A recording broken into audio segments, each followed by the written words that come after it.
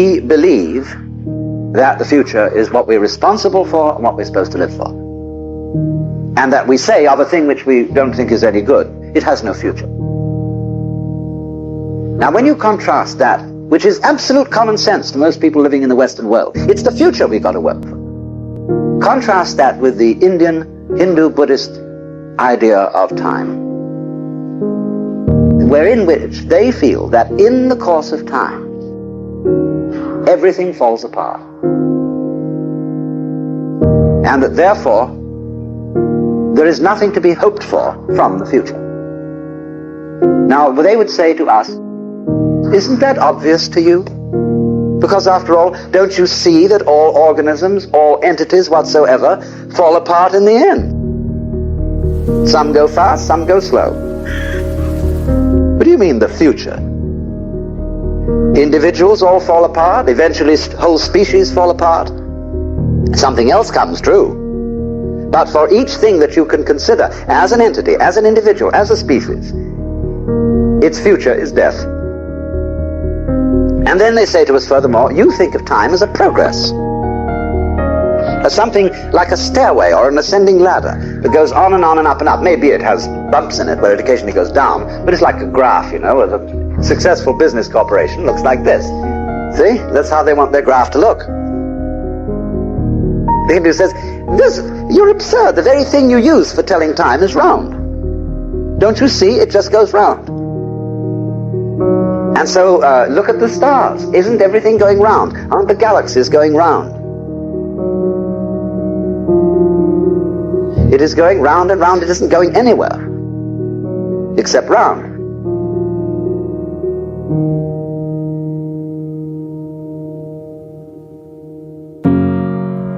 And we say to them, oh, you poor Hindus, the trouble with you is that you don't have any technology.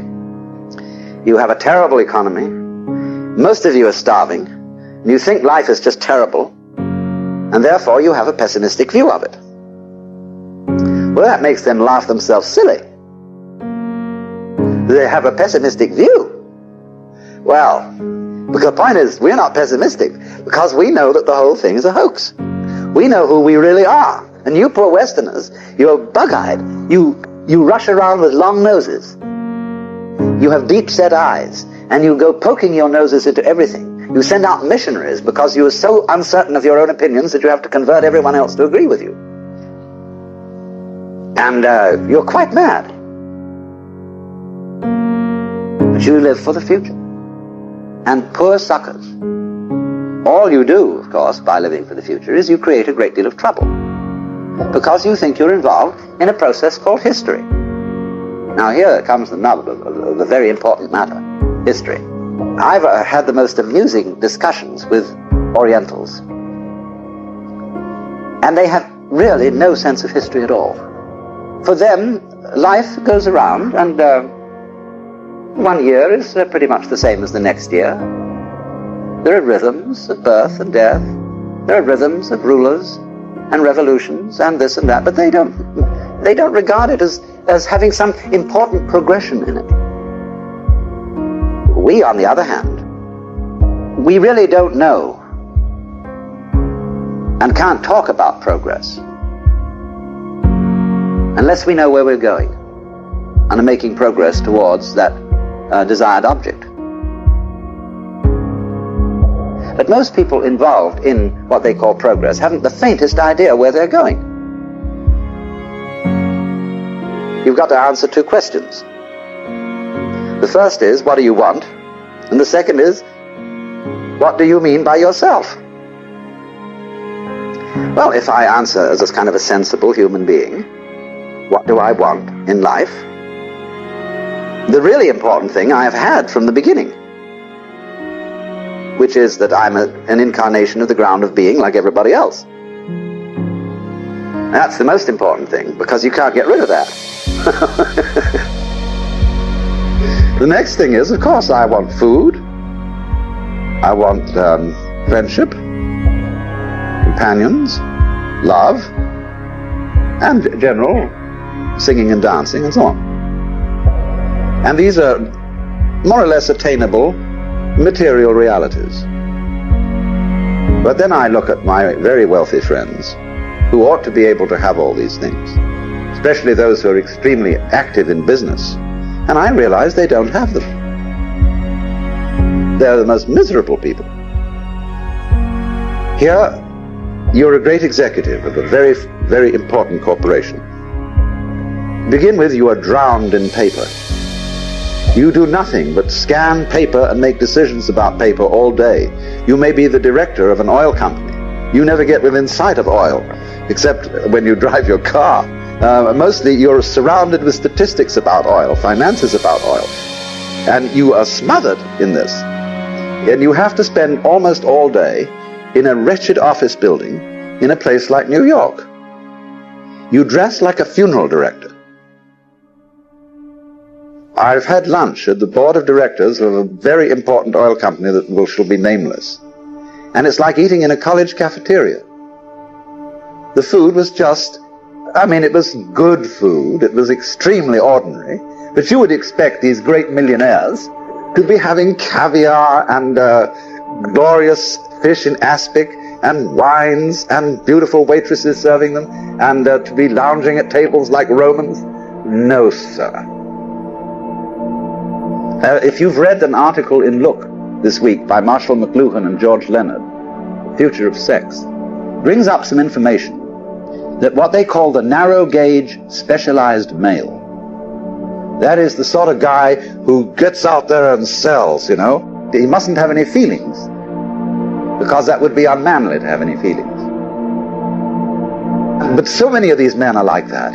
And it says that role-playing of that kind of male gives you ulcers and all kinds of complaints and is more deadly than facing the bullets in Vietnam. And they all die before their wives because they are engaged in the pursuit of a completely fatuous goal. This fatuous goal is the future. And it is symbolized above all by money. They make lots of it and have much more than they can even think about. And they have no idea what to do with it, except make more, except invest it in bigger and bigger units of something. While they are harassed about that, and they're wondering about the antitrust boys, the Internal Revenue, their competitors, and all these ghouls who are involved in the game. They lie awake nights. They can't go home and throw the whole thing off. They have to get completely boozed. That's one way out. Or tranquilized, which is another way out. Or something or other, in order to take it. And they call themselves realists. You see, they're utterly unrelated to the physical universe. So this guy, who thinks he works for the future, this great captain of industry, condemns himself mostly to misery. There are a few exceptions, naturally, but my point is that we are fighting abstractions for abstractions. Recently, the Congress of the United States passed an act against burning the American flag. Stiff penalties for burning the flag. And those same people who passed that act with a great flurry of patriotic speeches were actively burning up the country for which the flag stands. They are allowing every kind of scoundrelly use of the water, the air, the natural resources, and exploitation of the people, until the whole thing is being converted into a smog bowl. And this is America the Beautiful. Burn up the flag is terrible. Burn up the country is quite okay. Because these people are confused, completely confused, between the symbolic world and the real world. And so this historical thing, you see, which is a destiny in the future, always being pursued, is completely destructive. Because technology, clocks, instruments, measurements are fine for people who know how to use them, people who know what they want. You can make significant plans for the future, if and only if You are alive today and now, and know how to live now, and know what to do with now. But if you don't, you see, you never will. Because the only time to start living is immediately. Do it. I mean, why wait around for something to happen? Let's live it up now. Let's have a ball, you see? But we don't.